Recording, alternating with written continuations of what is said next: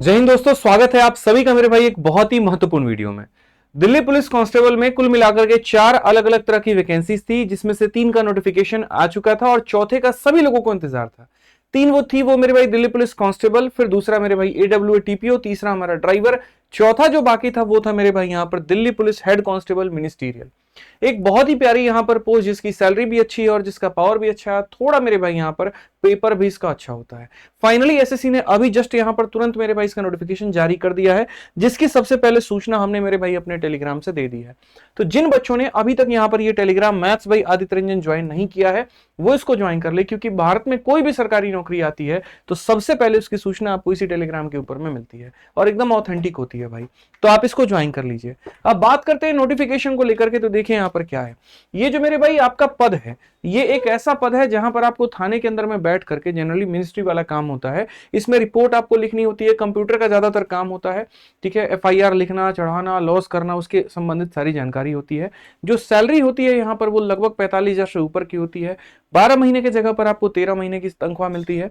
और सबसे मजे की बात बताऊं तो 12th पास बच्चे इसको अप्लाई कर सकते हैं। इसके लिए कोई एक बहुत बड़ी डिग्री की आवश्यकता नहीं है। पिछली बार जो दिल्ली पुलिस का ये पेपर हुआ था उसमें मैथ्स का लेवल बहुत शानदार था। तो इस बार की कहानी क्या होगी क्या नहीं, हम आपको सारी बातें, संपूर्ण जानकारी इस वीडियो में बताएंगे। तो वीडियो को शुरू से लेकर के अंत तक देखें और चैनल को सब्सक्राइब जरूर कर लें। तो बात करते हैं मेरे भाई इस वैकेंसी को लेकर के। तो देखो ये जो तुम्हारा मेरे भाई वैकेंसी है आ चुकी है, कितनी है मैं आगे बताऊंगा। फिलहाल जो इसका तुम फॉर्म भर सकते हो वो 29 सितंबर से लेकर के मेरे भाई यहां पर 20 अक्टूबर तक तुम ये फॉर्म भर पाओगे। ये तुम्हें मेरे भाई डेट मिलता है और किसकी तरफ से मिलता है, तो एसएससी की तरफ से। जो एग्जाम कंडक्ट करवाती है वो एसएससी कंडक्ट करवाती है और ये एसएससी का ही नोटिफिकेशन है। इस डेट को मेरे भाई तुम यहाँ फॉर्म भर पाओगे। अंतिम डेट जो है फॉर्म भरने का वो तुम्हारे सामने 20 अक्टूबर है, यानी कुल मिलाकर के 20 दिनों का समय तुम्हारे पास में दिया गया है। अगर कहीं पर फॉर्म में कोई गलती होती है तो मेरे भाई 27 अक्टूबर से लेकर के 29 अक्टूबर तक तुम उस फॉर्म में करेक्शन कर सकते हो। कभी नाम वाम कुछ गलती अगर हो गई तो यहाँ पे साथ में एसएससी ने एक इंक्वायरी नंबर भी जारी किया गया। अगर किसी तरह की परेशानी आती है तो यहाँ पर इस नंबर के ऊपर में कॉल करके तुम बात कर सकते हो। परीक्षा इसकी कब होगी, तो वही दिसंबर से लेकर के जनवरी तक। दिल्ली पुलिस में कांस्टेबल वाली जो चारों की चारों वैकेंसीज हैं उनका मेरे भाई पेपर जो शेड्यूल किया गया है वो मिड दिसंबर से लेकर के मिड जनवरी तक शेड्यूल किया गया है। और चारों पेपर बैक टू बैक मेरे भाई यहाँ पर इसी महीने के अंदर में होने वाले हैं। जो फॉर्म की फीस होती है वो 100 रुपए होती है, जनरल के लिए, ईडब्ल्यूएस के लिए, ओबीसी के लिए। और एससी एसटी और फीमेल के लिए फीस जो होती है वो नील होती है, मतलब कोई पैसा नहीं लगता है। जो फॉर्म है वो एसएससी के वेबसाइट से आप जाकर के भर सकते हैं या एसएससी के एप्लीकेशन से भी आप इसको भर सकते हैं। फॉर्म भरने के लिए आपको एक ओटीआर करना पड़ता है अगर आप पहली बार भर रहे हैं तो, और अगर आप पहली बार नहीं भर रहे हैं तो आप डायरेक्टली जाएंगे और भर देंगे अगर आपने ओटीआर पहले से कर रखा है। इसके अलावा अगर हम बात करें यहां पर तो मेरे भाई आप देख सकते हैं जो फॉर्म के बारे में, जो वैकेंसी आपकी वो कुल मिलाकर के कितनी है। तो अगर हम यहां देखें तो हेड कांस्टेबल में जो मेल की वैकेंसी है वो कुल मिलाकर के 341 है। इसमें यहां पर जो आप देखोगे जनरल कैटेगरी का 151 है, ईडब्ल्यूएस का इतना है, ओबीसी का इतना है, एससी का इतना है, एसटी का इतना है, 295। और ये जो होता है एक्स सर्विसमैन में, यानी मतलब जो सरकारी नौकरी जो लोग मेरे भाई कर रहे होते हैं आर्मी में, एयरफोर्स में, अलग अलग विभागों में, तो उनका एक कोटा होता है जिसको एक्स सर्विसमैन के नाम से कहा जाता है। उनके लिए 46 पद फिक्स है, तो कुल मिलाकर के 341 होगा। ऐसे ही मेरे भाई अगर हम फीमेल्स की यहां पर बात करें तो जनरल कैटेगरी की 82, ईडब्ल्यूएस कितनी, ओबीसी कितनी, इस तरीके से मिलाकर के 168 है। इसमें कहीं पर भी एक्स सर्विसमैन वाला कोटा कहीं पर भी नहीं है। दोनों को अगर आप सम टोटल करोगे तो लगभग आपकी वैकेंसी जो है 500 के प्लस में चली जाती है। और यहां पर इतनी वैकेंसी आपकी हेड कांस्टेबल मिनिस्ट्रियल में आई है। वैकेंसी थोड़ी सी कम है मेरे भाई, यहां पर थोड़ी और बढ़ सकती थी तो बेहतर होता, थोड़ा कंपटीशन अच्छा रहता। इसको भरने के लिए जो नेशनैलिटी चाहिए वो क्या चाहिए, तो आप भारत के नागरिक होने चाहिए। और साथ में मेरे भाई जो एज लिमिट है वो कितना होना चाहिए, तो 18 से लेकर के 25 साल के लोग इसको अप्लाई कर पाएंगे। यदि आप जनरल कैटेगरी से हैं तो मेरे भाई आपका जो जन्म है वो 1 जुलाई 2025 के पहले का होना चाहिए। इसके बाद का अगर जन्म है तो आप फॉर्म नहीं भर सकते। ठीक है, मतलब यहां पर ये जो डेट है इसके बाद का अंतिम डेट है तो आप नहीं भर पाओगे। That is candidate born not before इतना, मतलब इसके पहले का जन्म ना हो और इसके बाद का जन्म आपका नहीं होना चाहिए 2007 का। बहुत बढ़िया तरीके से कहा। मतलब असल में क्या है, ये वो डेट है जिस पर एज की काउंटिंग होती है कि आप यहां पर 18 से 25 के बीच में आते हैं या नहीं। इस डेट को रेफरेंस मान करके काउंट किया गया है। अब आपको कैसे पता चलेगा कि आप फॉर्म भर सकते हैं कि नहीं, तो आपका जन्म 2 जुलाई के पहले नहीं होना चाहिए और 1 जुलाई 2007 के बाद का जन्म नहीं होना चाहिए। अगर इसके बीच में है तो आप फॉर्म भर पाएंगे, नहीं तो नहीं भर पाएंगे। ये जनरल कैटेगरी के लिए है। लेकिन अगर इसमें आप कोई कैटेगरी होल्ड करते हैं जैसे कि एससी एसटी या ओबीसी है, तो एससी एसटी वालों को 5 साल का रिलैक्सेशन मिल जाता है। तो तुम इसमें मेरे भाई यहां पर ये वाले एज में 5 साल और जोड़ लो, 2005 तक कर लो। और अगर ओबीसी में हो तो 3 साल और, यानी इसको 2003 तक मान लो, मतलब यहाँ पर इसको 2010 तक मान लो, ठीक है, कि अपर एज जो है तुम्हारा और बढ़ जाएगा। जैसे यहाँ पर 5 जोड़ोगे तो 2012 हो जाएगा, और इसमें 3 जोड़ोगे तो 2010 हो जाएगा। इतने साल तक वाले मेरे भाई फॉर्म यहाँ पर भर पाएंगे। ये एज की मेरे भाई क्राइटेरिया। इसके अलावा अलग अलग कैटेगरी के अलग अलग रिजर्वेशन भी दिए गए हैं। अगर हम आगे बात करते हैं मेरे भाई यहाँ पर, तो आप देख सकते हैं एसेंशियल क्वालिफिकेशन क्या होगा। दो तरीके से क्वालिफिकेशन मांगा जाता है, एक एज का जो मैंने तुम्हें बता दिया, और दूसरा मेरे भाई डिग्री का, जो कि यहाँ पर लिखा गया है कि अगर आप 10वीं 10+2 मेरे भाई हैं, अगर 12वीं पास है यहाँ पर, तो आप इस फॉर्म को भर सकते हैं, लेकिन आपका डिग्री आ गया होना चाहिए। ऐसा नहीं कि प्रोसेस में और तुम ये कर दोगे, ऐसा बिल्कुल भी नहीं होगा, ठीक है। साथ में तुम्हारी अगर इंग्लिश में टाइपिंग स्पीड 30 वर्ड पर मिनट की है, या फिर हिंदी में टाइपिंग अगर 25 पर मिनट की है, तो मेरे भाई तुम क्वालिफाई कर सकते हो, नहीं तो क्वालिफाई नहीं कर पाओगे। इसका उपयोग कहां पर पड़ेगा, हम तुम्हें वो भी बहुत डिटेल में बताएंगे, उसके लिए परेशान मत हो, ठीक। बात करते हैं मेरे भाई यहां पर कि एनसीसी सर्टिफिकेट। तो देखो होता क्या है, पुलिस की जितनी भी नौकरियां हैं दिल्ली पुलिस में, उसमें एनसीसी वालों को फायदा मिलता है। कुल पेपर जितने नंबर का होता है उसका मेरे भाई 5% जिनके पास एनसीसी का सी सर्टिफिकेट है, उनको एज अ बोनस के तौर पे मिल जाता है। यानी कोई बच्चा पेपर दे के मान लीजिए सपोज करिए 80 नंबर लाया, और आपके 80 नंबर हैं और एनसीसी का सर्टिफिकेट भी है, तो 5 नंबर और जोड़ दिया जाएगा तो आपका 85 हो जाएगा। तो नौकरी लगने की संभावना आपकी ज्यादा बन जाएगी, क्योंकि आपके नंबर बढ़ जाएंगे। तो एनसीसी का सी सर्टिफिकेट वालों को 5% of the maximum marks, B वालों को 3% ऑफ द मैक्सिमम मार्क्स, और एक वालों को 2% ऑफ द मैक्सिमम मार्क्स। और ये जो बेनिफिट है, ये मेरे भाई दिल्ली पुलिस कांस्टेबल में जो चारों वैकेंसी है उसमें भी, और सीपीओ में, दोनों में यहां पर ये बेनिफिट आपको मिल रहा होता है, ठीक है। ये बेनिफिट जो होता है एक्स सर्विसमैन वालों को नहीं मिलता, सिर्फ यहां पर फ्रेशर्स को मिलता है। अगर हम बात करें पेपर के मेरे भाई मोड को लेकर के, कि पेपर देखो आपने जान ली कि नौकरी क्या है, आपने ये जान लिया कि सैलरी कितनी है, आपने ये जान लिया कि उम्र कितना चाहिए, आपने ये जान लिया क्वालिफिकेशन कितना चाहिए, बट मेरे भाई इस नौकरी को निकालने के लिए कितने चरणों से होकर के गुजरना पड़ेगा, ये कैसे पता। तो खुद यहां पर एसएससी ने अपने नोटिफिकेशन में बताया कि आपको ये 4 चरण से, 4 फेज से होकर के गुजरना होगा। सबसे पहला मेरे भाई जो कंप्यूटर बेस्ड एग्जामिनेशन होगा, यानी सीबीटी 1। इसमें कोई मेंस वाला पेपर नहीं है, सिर्फ एक पेपर होगा आपका मेरे भाई, जिसमें 4 अलग अलग सब्जेक्ट होंगे, 100 सवाल आपके पूछे जाएंगे, और ये 100 नंबर का आपका पेपर होगा। जब इसको आप क्लियर कर लेते हैं तो उसके बाद में आपका फिजिकल एंड्योरेंस और आपका मेडिकल टेस्ट होगा, ठीक। आपको ये क्वालिफाई करना पड़ेगा, जैसे सीपीयू में भी होता है प्री का पेपर, फिर एक मेडिकल फिजिकल मेडिकल का पेपर। जब आप इसको क्वालिफाई कर लेते हैं, तब आपको मेरे भाई बुलाया जाता है टाइपिंग टेस्ट के लिए, जो कि आप चाहे तो इंग्लिश में दे सकते हैं, चाहे तो आप हिंदी में दे सकते हैं। वैसे ही आपका पेपर चाहे तो इंग्लिश में दे सकते हो, चाहे हिंदी में दे सकते हो। उसके बाद में ये 25 नंबर का मेरे भाई यहाँ पर टाइपिंग का टेस्ट होता है। इसमें भी स्ट्रोक्स के हिसाब से आपको नंबर मिलते हैं कि इतने स्ट्रोक पर इतने नंबर, इतने स्ट्रोक पर इतने नंबर, इतने स्ट्रोक पर इतने नंबर, और कुल मिलाकर के इनके आधार पर आपका फाइनल जो है मेरिट वो बन रहा होता है। लेकिन इसके साथ साथ एक कंप्यूटर का टेस्ट भी होता है, फॉर्मेटिंग टेस्ट, जो कि किसी जमाने में सीजीएल में भी हुआ करता था, एमएस एक्सेल और एमएस पावर पॉइंट। अब यहां पर ये होता है इसमें, लेकिन ये सिर्फ क्वालिफाइंग होता है, यानी फिजिकल मेडिकल का और इसका कंप्यूटर वाले का, इसका मार्क्स नहीं जुड़ता। जो मेरिट जुड़ती है वो इनके ऊपर में बनती है, और अच्छी खासी मेरिट इसकी जाती है, ठीक है।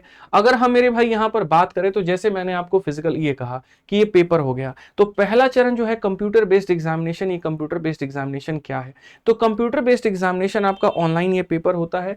कुल मिलाकर के मेरे भाई इसमें जो आपको समय मिलता है वो आपको मेरे भाई देख सकते हैं 90 मिनट, यानी 1.5 घंटे का समय रहता है। 100 सवाल होते हैं, 100 नंबर के होते हैं, और नेगेटिव मार्किंग 1/4 यानी 0.25 का होता है। पेपर आपका इंग्लिश या हिंदी में ही आप जाकर के दे सकते हैं।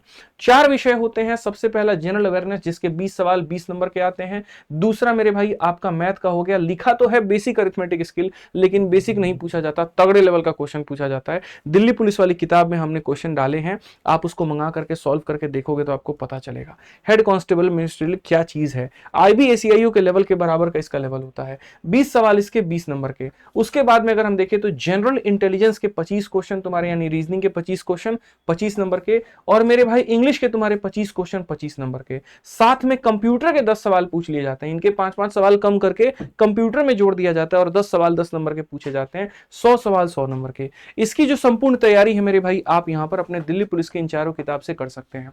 ये मेरे भाई चारों की अलग अलग किताबें हमने बना दी है। जैसे कि आप देख सकते हैं कि ये दिल्ली पुलिस का मेरे भाई यहां पर गणित की आपकी किताब हो गई, ये दिल्ली पुलिस की आपकी रीजनिंग की मेरे भाई यहां पर किताब हो गई, दिल्ली पुलिस की आपकी कंप्यूटर की किताब हो गई, और ऐसे ही दिल्ली पुलिस की मेरे भाई यहां पर जनरल अवेयरनेस की किताब हो गई। चारों किताबें हिंदी में भी भी उपलब्ध है, इंग्लिश में भी उपलब्ध है, और इनका जो कॉम्बो है वो फ्लिपकार्ट और अमेजन पर सबसे सस्ता है। आप अमेजन से मंगा सकते हैं फ्लिपकार्ट से बहुत कम कीमत के अंदर में, और आप इसकी संपूर्ण तैयारी कर सकते हैं। क्योंकि असल में आपको ये नहीं पता यहाँ पर कि इनमें क्वेश्चंस का लेवल क्या होता है, कहाँ तक पूछा जाता है। कहने को तो सिलेबस इतना लंबा चौड़ा ये दे देते हैं कि ये पढ़ के जाना, यहाँ पर ये पूरा कि जनरल अवेयरनेस का ये सिलेबस है, क्वांटिटेटिव का ये देखो, वहां कितनी छोटी सी बात कही थी न्यूमेरिकल एबिलिटी, और यहाँ देखोगे तो सब कुछ लगा रखा है, सर्कल भी, ट्रायंगल भी, लीनियर इक्वेशन भी, और सब कुछ यहाँ पे। तो इसके ऊपर में हमने क्या किया, जो हमने किताबें तुम्हें दिखाई है इसका लिंक डिस्क्रिप्शन में है, इन किताबों के अंदर में हमने क्या किया, पूरा प्रीवियस ईयर कंपाइल कर दिया, साथ में अपने तरफ से कुछ क्वेश्चंस भी हमने डाल दिए हैं, और मेरे भाई संपूर्ण डाल करके आपके लिए हमने जो है अमेजन फ्लिपकार्ट पे लिस्ट कर दी है कि आराम से मंगा करके आप इसकी तैयारी वहां से कर लेना। ठीक, साथ में इसमें अगर तुम्हें मैथ्स का मेरे भाई पूरा पढ़ना हो तो मैथ्स का हमारा दिल्ली पुलिस का स्पेशल बैच आता है। यहाँ पर उस दिल्ली पुलिस का स्पेशल बैच आरजी विक्रमजीत एप्लीकेशन पर है, मात्र 250 रुपए के अंदर में मेरे भाई, 250 या 200 ऐसे ही कुछ फिक्स है, आप एक बार देख लेना, बहुत कम कीमत है। तो वहां से दिल्ली पुलिस की संपूर्ण तैयारी तुम्हारी हो जाएगी। तो देर मत करना, वीओडी बैच इसका लेकर के वहां से तैयारी कर लेना। अब जैसे 100 नंबर का तुम्हारा ये पेपर हुआ, इसकी मेरिट बनी, क्वालिफाई तुम वहां पर किए, तब पहुंच जाते हो तुम फिजिकल और मेडिकल टेस्ट में। जो इसका फिजिकल होता है अगर हम बात करें यहाँ पर, तो मेल कैंडिडेट के लिए यहाँ पर क्या होता है, ठीक है, जिनकी उम्र अप टू 30 साल है उनको 1600 मीटर का रेस 7 मिनट के अंदर में पार करना होता है। जिनकी उम्र मेरे भाई 30 से 40 के बीच में, उनको 1600 मीटर का रेस 8 मिनट में पास करना होता है। जिनकी 40 से ऊपर की उम्र है उनको 9 मिनट में मेरे भाई पास करना होता है। जो लॉन्ग जंप होता है मेरे भाई यहाँ पर 12.5 फीट का होता है इस कैटेगरी के लिए, और अलग अलग कैटेगरी के लिए रहेगा। यानी कुल मिलाकर के फिजिकल में 3 चीजें चाहिए, रेस 1600 मीटर का, लॉन्ग जंप और एक हाई जंप। जनरली कांस्टेबल में मेरे भाई जो फिजिकल होती है वो ज्यादा होती है, बट ये ऐसा है कि दिल्ली पुलिस सीपीओ में तुम चले जाओ या कांस्टेबल में चले जाओ, दोनों में मेल के लिए जो रेस है वो 1600 मीटर की है। फीमेल की अगर हम बात करें तुरंत उसका आधा हो जाता है, 1600 का आधा 800 मीटर हो जाता है, और समय तुम्हारे सामने 5 मिनट। लॉन्ग जंप और हाई जंप, इसमें गोला बोला का अभी कहीं पर कोई जिक्र नहीं है। ये मेरे भाई तुम्हारे सामने हो जाता है फिजिकल टेस्ट। जैसे तुम इसके अंदर में फिट पाए जाते हो, फिर उसके बाद में तुम्हारा मेडिकल टेस्ट होता है। और मेडिकल में भी इन्होंने ये कह रखा है कि जो गर्भवती महिलाएं हैं या बाकी सारी हैं, उस समय वो फिजिकल में नहीं जा सकती हैं। जब वो एक तरीके से फिट हो जाएंगी, बाद में उनको बुला दिया जाएगा और तब जाकर के वो मेरे भाई वहां पर दे पाएंगे। अगर हम बात करें फिजिकल में हाइट वाइट को लेकर के, तो साफ तौर पर कहा गया मेल की हाइट 165 सेंटीमीटर चाहिए, और बाकी इन कैटेगरी के लोगों के लिए 5 सेंटीमीटर का छूट है। वैसे ही अगर हम बात करें फीमेल के लिए मेरे भाई यहां पर, तो फीमेल के लिए 157 का चाहिए, और इन कैटेगरी के लिए छूट है। चेस्ट एक्सपेंशन भी वैसे ही आपको चाहिए होता है। तो ये तुम्हारा हो गया फिजिकल। फिजिकल में तुम्हारी 2 चीजें होती हैं, पीईटी और पीएसटी, फिजिकल एंड्योरेंस टेस्ट, यानी वहीं दौड़ हो गया, हाई जंप, लॉन्ग जंप, और पीएमटी का मतलब पीएसटी हो गया फिजिकल स्टैंडर्ड टेस्ट, यानी तुम्हारा हाइट और तुम्हारा कहीं ना कहीं यहां पर सीना।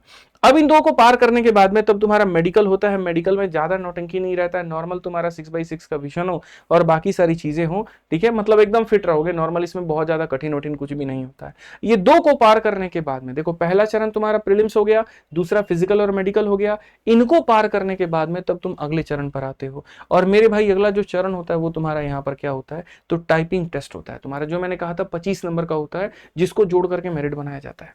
अगर आप देखोगे तो इसमें अलग अलग पैमाना है मेरे भाई यहाँ पर कहीं ना कहीं नंबर देने के।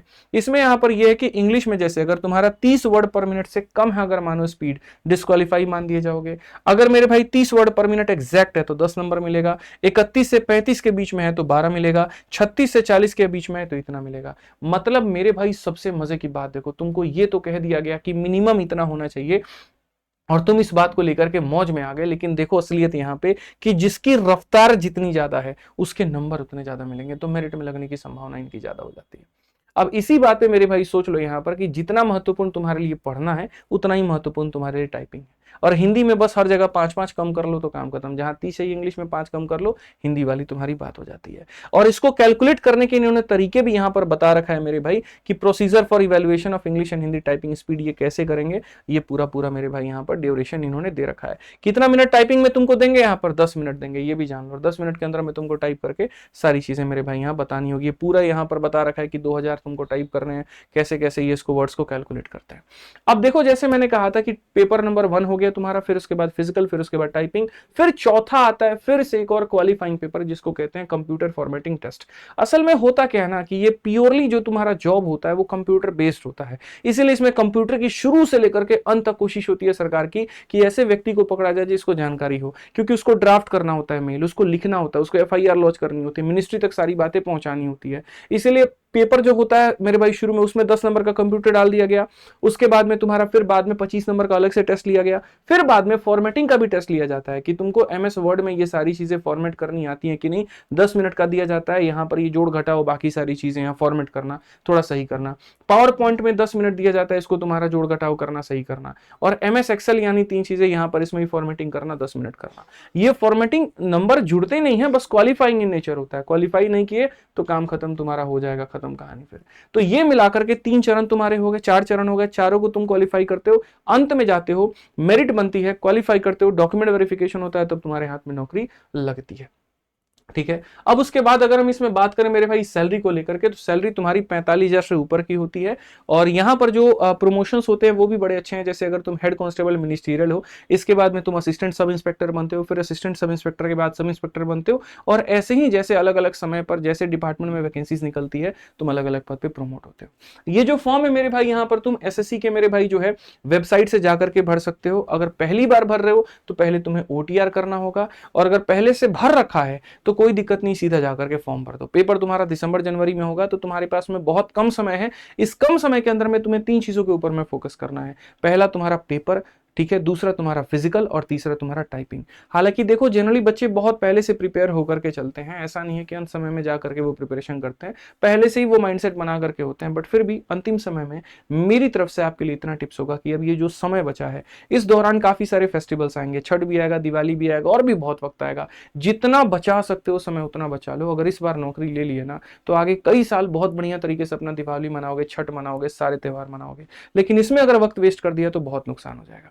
तो तैयारी अपनी अच्छे से करो। दिल्ली पुलिस का जो हमारा बैच है वो आरजी विक्रमजीत एप्लीकेशन पर है, जाकर के वहां से वीओडी बैच उठाओ और फटाफट रफ्तार में सारे के सारे यहाँ टॉपिक्स को खत्म कर दो। प्रैक्टिस करने के लिए तुम्हारे बुक्स है, वहां से कर सकते हो, यूट्यूब से भी कर सकते हो। और बाकी फिजिकल पे डेली 1 घंटा दो, और मेरे भाई टाइपिंग पर भी अपना समय दो। ठीक, बाकी इसके अलावा कोई और जानकारी अगर चाहते हो तो कमेंट बॉक्स में बता दो। कोई रह गई हो, किसी बात में डाउट हो तुम्हें, तो वो भी कमेंट बॉक्स में बता दो। ठीक है, आज के लिए इतना ही, मिलते हैं अगली वीडियो में। बहुत बहुत धन्यवाद, जय हिंद। और चैनल को सब्सक्राइब कर लेना, क्योंकि सारे नोटिफिकेशन सबसे पहले यही मिलेगा। जय हिंद।